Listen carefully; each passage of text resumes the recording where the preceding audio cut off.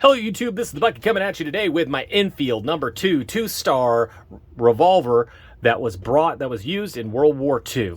This gun comes in at 10.25 inches in overall length. The height is 6.5 inches. The mass is 1 pound 7 ounces. The barrel length is 5.03 inches, and it weighs in at 1.5 pounds.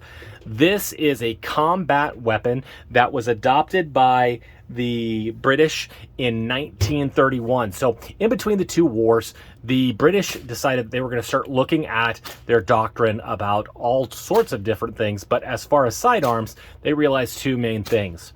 First of all, the 455 cartridge was just too powerful for a lot of the soldiers, especially enlisted soldiers.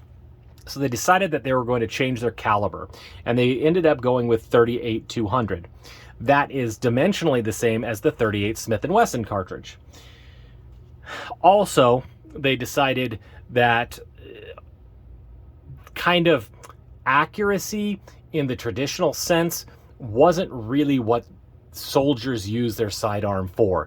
If you're using your sidearm, a lot of things have gone wrong, and you need to get your gun out, get it quickly, and be able to shoot as quickly as possible.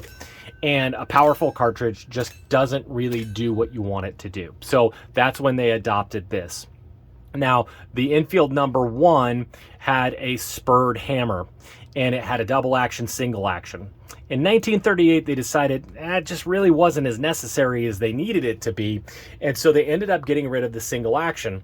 And I think that a lot of that came from, if you're given a single action, a lot of soldiers are just going to practice with a single action because they're going to get really good with it, and then they're really not prepared for how to use it in combat where you're going to be using it in double action.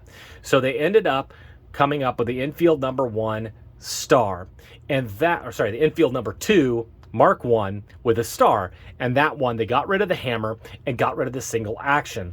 So all the soldiers would have to go ahead and practice with the double action trigger. Then later on in the war, they ended up coming up with a two-star variant where they actually got rid of one of the safeties and prevented. This has a rebound safety in it, which will prevent you from accidentally whacking the back of the hammer and having the next round go off.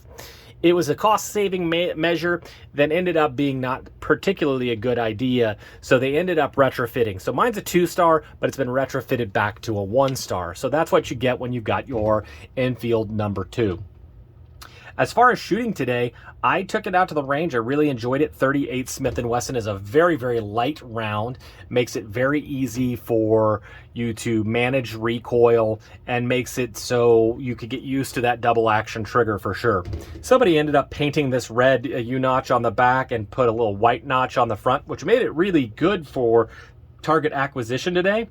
And at 20-25 yards, I was hitting 12 to 14 inches steels without huge problems for sure. So as far as accuracy goes, I was not super accurate with it. I was having a little bit of a time picking up the target and getting used to that double action trigger. So I ended up having 3 or 4 right here, and then I had a couple of flyers. So it took me a little bit of getting used to.